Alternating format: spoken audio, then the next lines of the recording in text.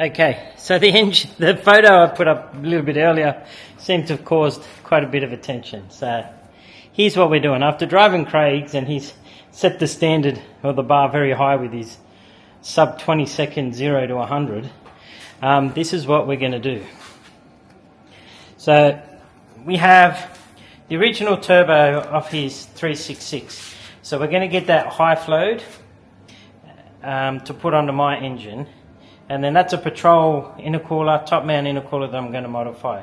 I'm not going to get into a piss and match over which style of intercoolers the best. They all have their pros and cons, front mount, top mount, water to air, much to muchness. It's just what you choose. I want something simple. I don't want to block the radiator, and I don't want to run a whole heap of new hoses, pipes, pumps and all that sort of shit. So I'm just going to go with the top mount. Now this, as everyone thought, was a new engine. It's not. This is Craig's old engine, and I'm now just going to use it to make my intercooler top mount, because it's going to be a lot easier to do it on here than it is in the truck. So that's why it sort of confused people, and everyone thinks I'm doing an engine swap.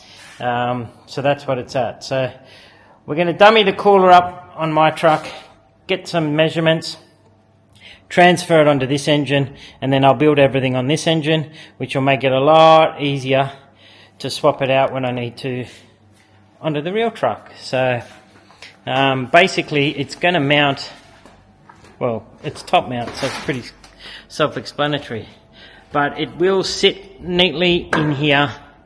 Obviously got to find a way of mounting it, all that jazz, but pretty much that's where it's going. And I'll just put a scoop in the bonnet and we'll go from there. So the idea is it's going to mount somewhere like that. Now, to be honest, I thought we were going to mount it off the motor, but we're way too far out of the way to that. So we're going to have to come up with some way of mounting it elsewhere. So that could be a little bit of a concern. Anyway, it is what it is.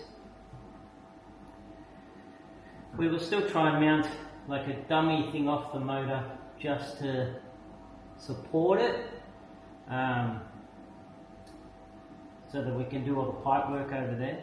But yeah, effectively that's sort of where it's going to take our outlet there, still have the outlet inlet here, I think. Because we don't want to move it over a little bit, so we might do that. Right. Okay, so we need to come up with some way of mounting it. Alright, we have a plan. Okay, so mud map of the side end tanks. So you can picture this view here is this side on the thing, alright? So we're going to have 80 mil through here, because that's how thick the core is. So just over 3 inches thick, alright? So then we're going to fold through here, and that will give us that shape. And then we're going to cut a piece to put into there.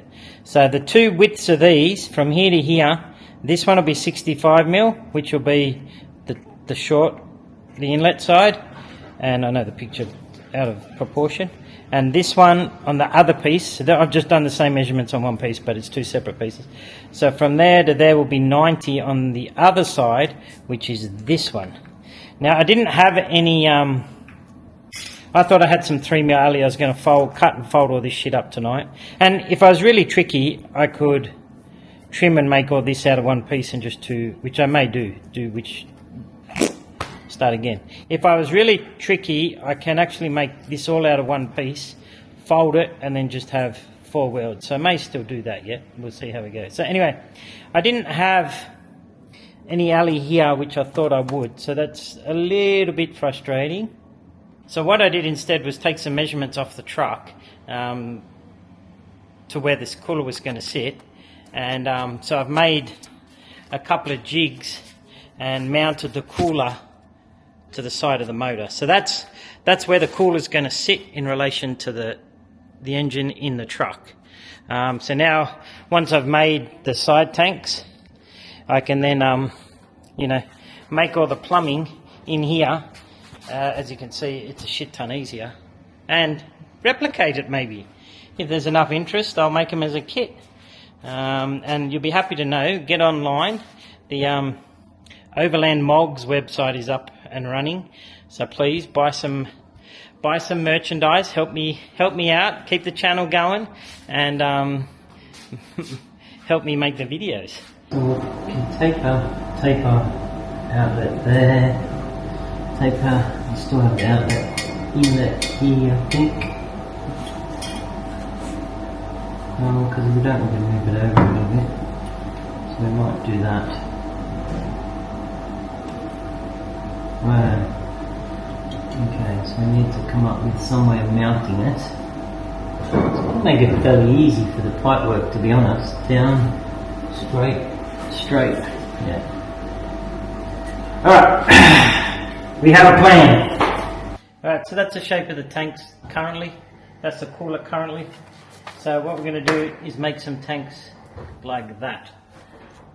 So that'll be the outlet, which will be 3 1/4 inches to go to the engine, and that's 2 inches out of the turbo. So if we make them come in this from underneath, so effectively this side of the cooler, if we make them come in from underneath, that gives us more room to make more clearance in the engine bay, and the pipes will just come out the bottom, go straight to the engine. It'll be fairly straightforward. The hardest thing is going to be mounting the cooler strong enough that it doesn't rattle itself out of the truck. So my plan was to build it on the engine that we have over there, which we may still be able to do, but it's just going to be some funky bracketry just to hold it in place while we do that.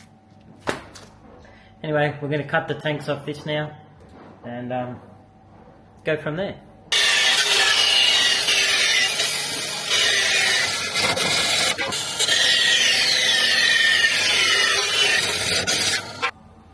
So here's the cool core. Now it looks even tinier. But as I said, we're not getting into a pisser match. This is, you got to remember, these have no intercooler, so anything is better than nothing. Now on a patrol, you'll make 300-400 horsepower with one of these coolers. That's at the flow, don't get carried away. So no matter what I put on there, it's going to be better than nothing. So we're going to do, I've got to work out how to do it yet, but we're going to do a whole series where I'm going to run air temp gauge, see if I can make the red arc water temp, swap the sender over if we can find one that reads close enough, and use the red arc so you got it all on one gauge, the intake air temp. So we're going to do a run with the truck now, nothing, put the cooler on it, do another run on it, and mind you, I don't have a dyno and it doesn't fit, the truck doesn't fit on the dyno we used the first time, so we're going to do the 0 to 100, except we're going to 90 because my truck doesn't have an overdrive. So we're going to do 0 to 90 with what we got, 0 to 90 with the cooler on it, same turbo and exhaust and everything, and then 0 to 90 with the turbo, no cooler, and then 0 to 90 with the cooler. And obviously once we put the turbo on, we have to plug the pump. I'm not going to risk blowing the motor up. So yeah, that's the process that I'm going to try and go through. So yeah, as long as this cooler is lowering the intake temperatures, if we can get it to pretty much ambient temperature, unreal. I don't think we will. We should get it close. So ultimately, you know, front mount, it's in front of the radiator. It's gonna, not a fan of that. People mount them on the other side, but that's where my aircon is.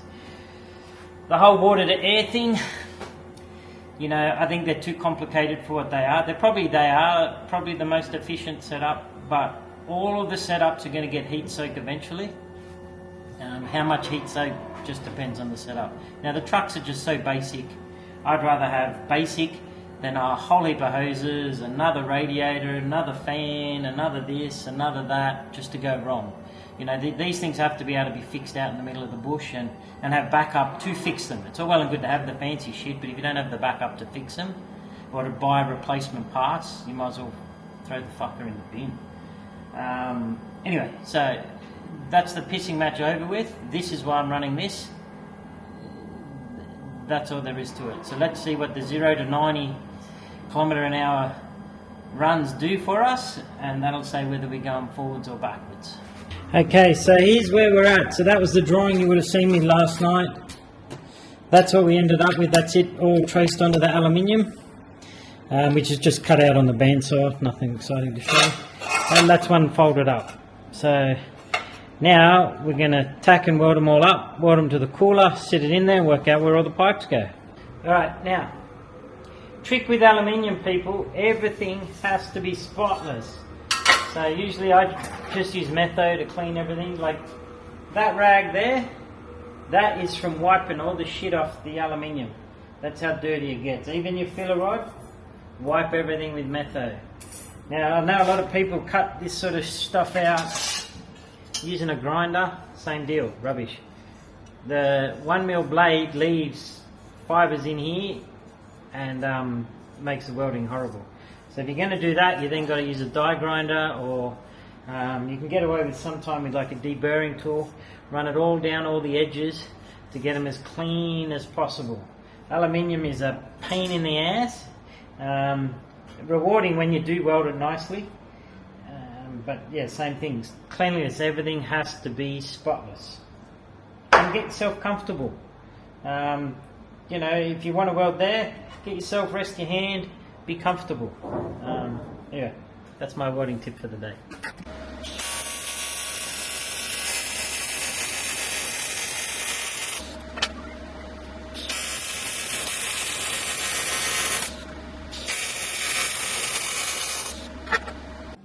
Alright, tanks and everything are welded on, or I haven't finished welding it out yet, but that's what the cooler looks like. Can't see the back because of the mount. So now the job is getting these two holes to line up with that hole and that hole. So that's the next ideal. So that's there and that one's there.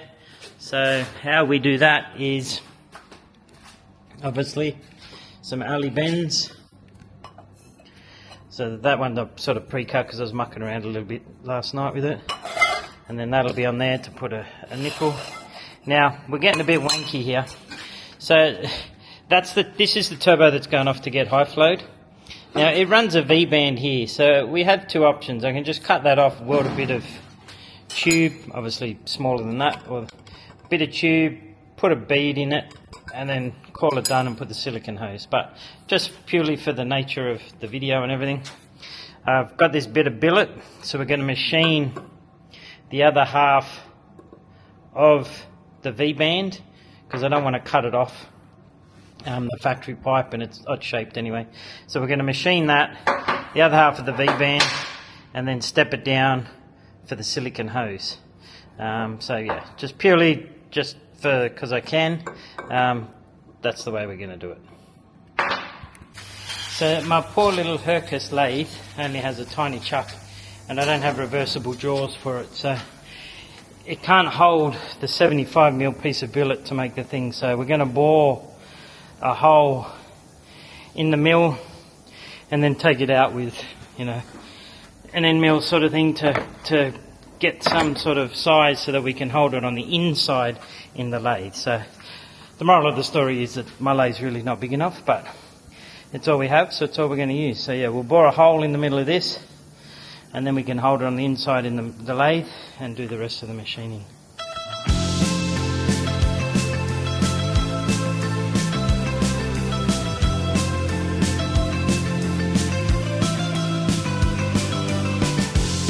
When I look at the sun going down toward the sky, all I want is to be there with a new state of mind, a place I never heard of. I will walk like a nomad. I've been stuck inside my house too long. Can't stand being all alone, wasting hours on my phone. Alright, so as you can see, we bored a hole in the mill, so now I can grab this on the inside. So the next job is to machine that down to the outer diameter of the V-band. and then we'll make the step for the silicone hose. So we're now the same diameter as that. So now the next thing to do is we're going to leave enough material to machine this taper in to lock in the V-band. I'm also going to make a bit of a step, male step to go in there. So if we measure, excuse my steady hands, one thing I hate about this. So that lip is the best part of 5 mil, and then we're going to let it go in there, probably 3. So let's just leave it at 10 mil, and we'll go from there. So that means from this back edge we'll come in 10 mil, and then we're going to machine it down to suit the silicone hose. Alright? Ready to go now. On my way. I won't let fear hold me back. It's here to stay. Alright, so measurement wise, so this is a bit of the same pipe that I'm using for the intake that's got to go off this V-band. So it's 2.5 inch, and then it's got the bead. So this outside diameter had to be machined down to that bead. So the pipe is best part of 64.5 mil, and that bead is 67.5 mil. So that's the bead that the hose slides over, and the clamps on this side to lock it on. So what we've done over here is, this step here is the same size as the step on that piece of tube there. So the silicone hose will slide over it, and the clamp will be on this section. Then we've had to recess another section here for the V-band clamp to go onto. So now that's all the outside machining pretty much done. So we're going to bore the hole out to the size we want, and then we'll flip it around and we'll tidy up this back edge. The finished product, so that's how it all looks. I even, because that was so thick, even put a taper in here to make it not look so chunky on this outside edge. But so anyway, so that sits in there like that, with the factory V-band will go around it, and then we can slide the silicone hose on the step there to hold the hose and everything, and that's what we started with. So one part of my job that is probably my favourite after all the years is I love machine. I could machine shit all day. So yeah, we could have easily just cut that off, welded a bit of a dick on there with the bead in it, and just put the hose straight on it. But for the purpose of the video and everything, and I love machining stuff, we've done that. So it's still a bit warm. I get asked a lot how we make the ridge for the silicone hose and the hose clamp. So it's just this airflow tool, not very expensive. You just wind it around, tighten it, go again, tighten it.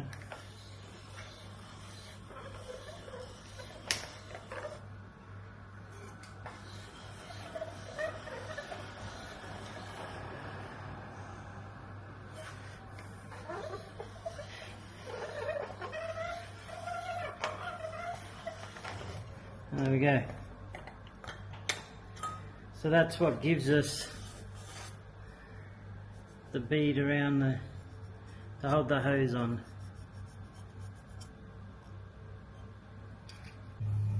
Next piece of the puzzle is working out where to weld these on so that they line up with where they need to be. So we're about there.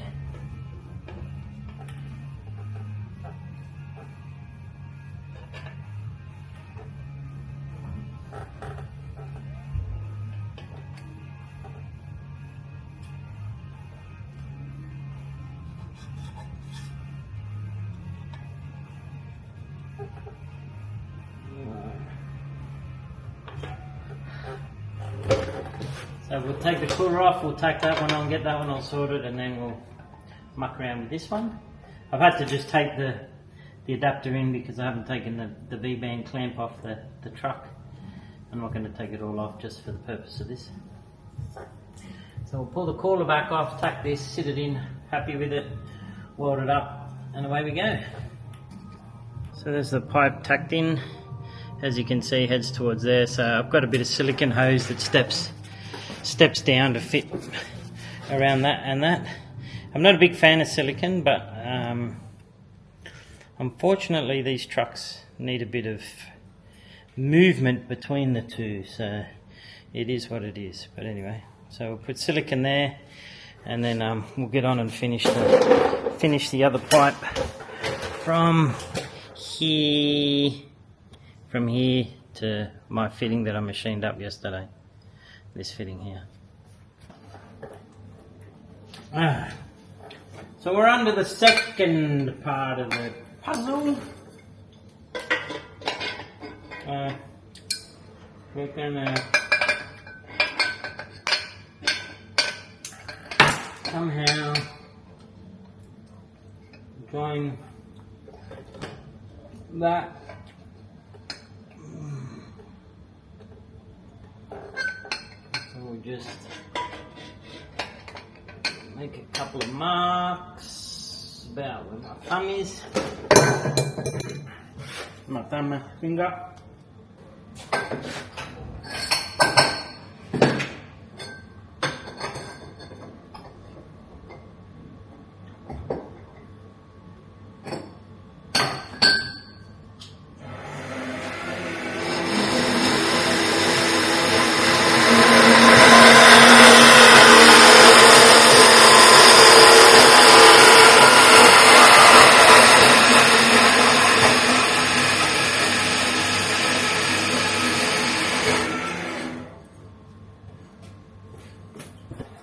Trim off about there, just so we can sort of fit it in and see what she looks like.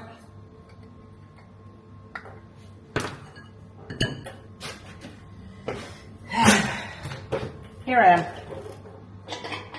Alright, let's see where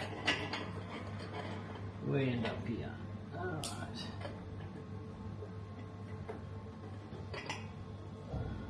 So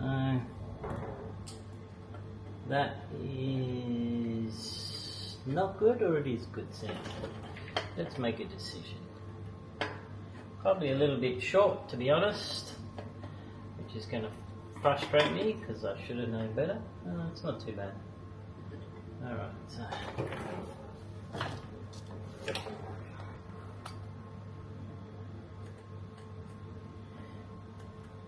a couple little marks.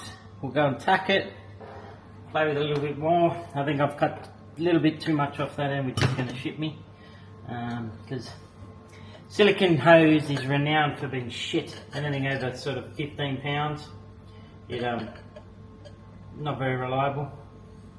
So trick to you all, if you're going to do something like this and you need silicone hose at one end of the pipe, like we're going to need a silicone hose here, don't run a silicone hose at this end. Make that a hard line in one piece. As soon as you put two pieces of silicone hose, you'll find anything over 15 pounds, especially these things burn a bit of oil, so the silicone will get oil on it, whatever.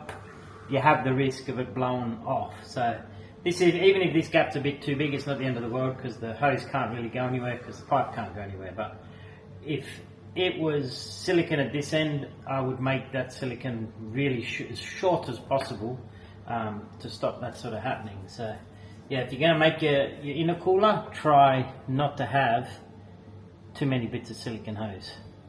Alright, I'm back. So we're going to bring that up, we're going to bring that up. So we're pretty happy with that, except that I fucked up and made it a little bit too short, but it'll be okay. It will be okay. So what we do is we draw a line around so we know the sort of angle, and then a line like that. Alright, and we can tack it. We'll weld this up first. I'll put a bead on there, and then we'll weld this in.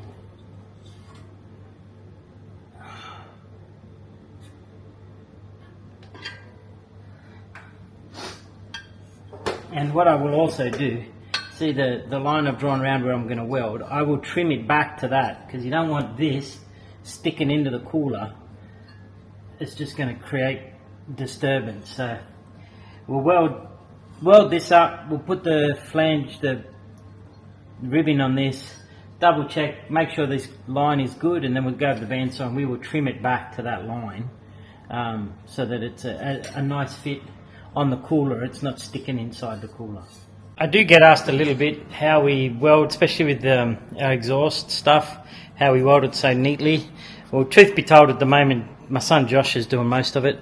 I'm struggling with my eyes. I got new glasses, so I sorted that out, but I'm a bit down in the dumps mentally, so then my blood pressure's high and I shake too much. So anyone that TIG welds knows you need a pretty steady hand. So my son does most of the welding. I'm doing the shit on this truck, so not a whole lot of close-ups of the weld because I am shaking until I get my blood pressure under control. But this is the setup we use. A lot of shops do it. We're not groundbreaking, but this is how we weld the shit up. So we use what's called a rotator.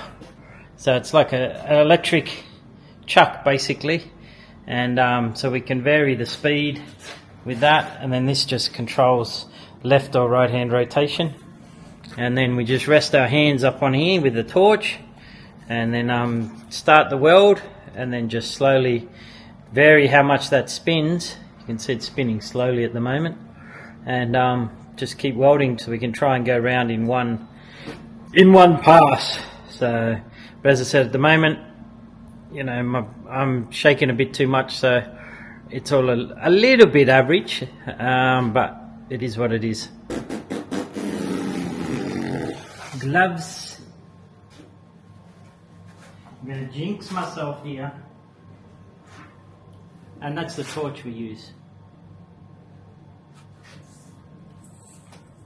And this isn't the exact adapter we need to use, so this pipe's going to go in and out, which is going to make it harder.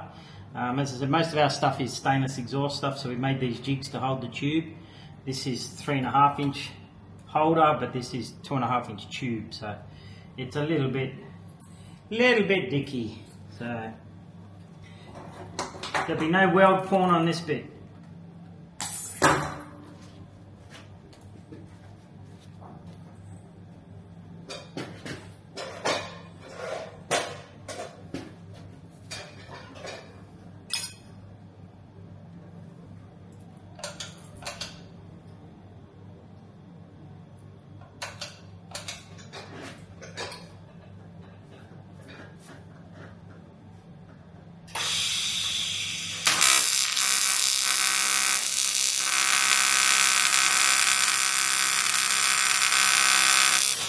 Just like that.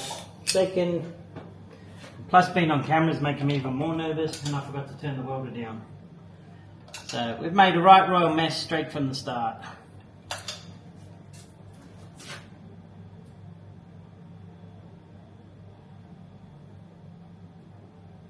Bloody camera shy and everything, eh? I normally can get on top of the shakes after about the 3rd or 4th weld, but we don't have 3 or 4 welds to do that on this.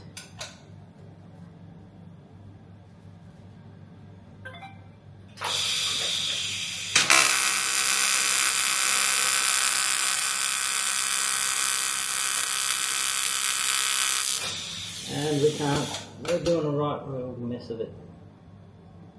Come on. Normally better than this, even on a bad day.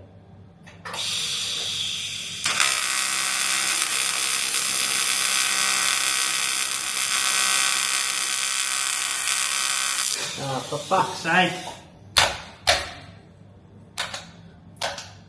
What the fuck is going on?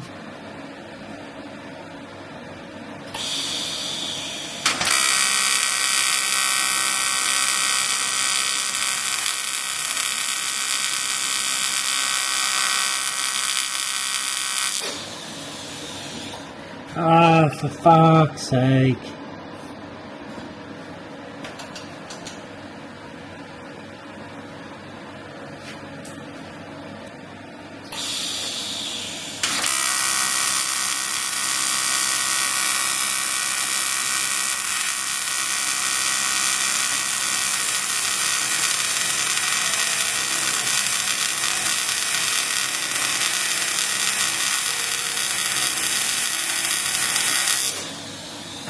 So unfortunately today, my shakes and everything got the better of me, so I ain't going to be able to weld it. So chances are I'm going to have to leave it for Josh to do for me.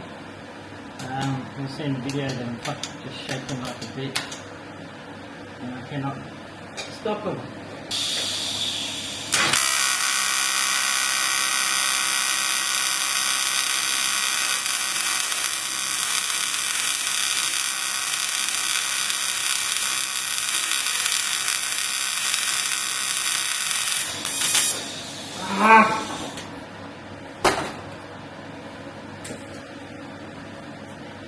Sorry people, you ain't going to see it today. So I've gone and had a drink and calmed down. Tried to give myself a bit of an uppercut. So we'll try and have another crack at this. If not, it'll be tomorrow's job when Josh gets here. Which will frustrate me because I wanted to finish it so I could finish the first part of the video today. But anyway, shit happens.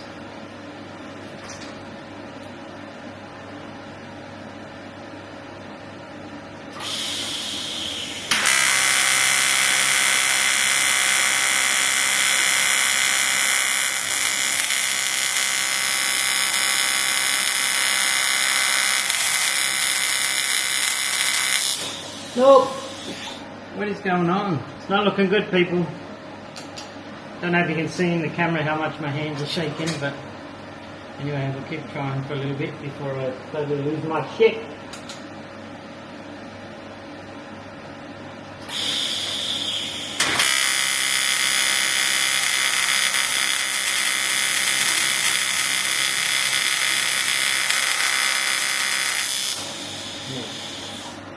Come on, fuck's sake, just relax.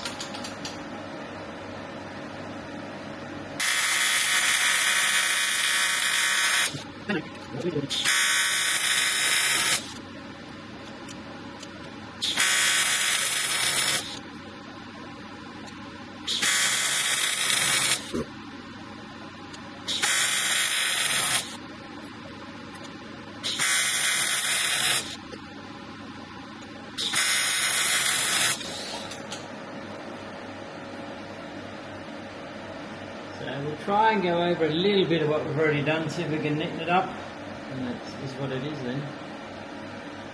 Very frustrating. So it's not all fun and games. We all have good days and bad days. Anyway, there's the end product. As you can see, it's not that flash, but it'll do the job. So we'll now put the bead on this end, remark it because I wiped all the marks off this end, and get it to fit the cooler. Alright, after the schmozzle of welding, we're going to go back to doing what we did before. Line it up. About there. As you can see, my hand's shaking really bad, so that's going to really struggle to get all this shit lined up.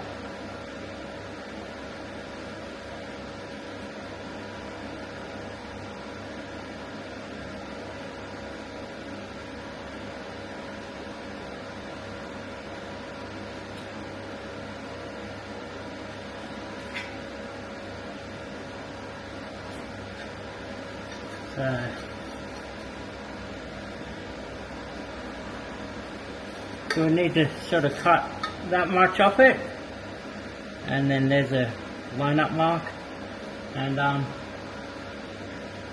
weld it on. Let's see if we can do this one better. And I'm sure it is going to come up at some point. Yes, we use a modified wood bandsaw for all the steel. We just put a speed controller down there for the motor to slow it right down, and obviously change the blades to steel blades. But yes, for those that are going to bring it up, that's a modified wood bandsaw because they're way easier to get hold of and generally a lot cheaper. So, but the bandsaw and my lathe actually came from a school, metalwork, well, woodwork and metalwork. They were closing their industrial arts department down, so I got hooked up with bandsaw and the lathe. That lathe, whilst it's too small, it is 3-phase, so it's got a shitload of grunt, and actually does very well for its size.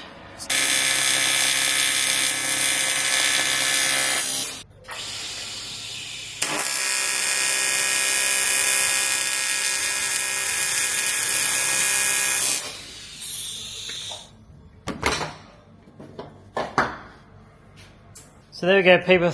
That's effectively the intercooler. I've got to fill in the ends here. Miscalculation on mine. So we're just going to dummy that back on, see how it fits. And I'm going to have to get Josh to weld it up tomorrow because my shakes are just getting out of hand and I'm stressing more because I'm trying to film it and it's making everything worse. So we're just going to dummy this back on, make sure it fits, and then I'll pull the compressor cover back off the turbo and go and drop the turbo off and try and relax.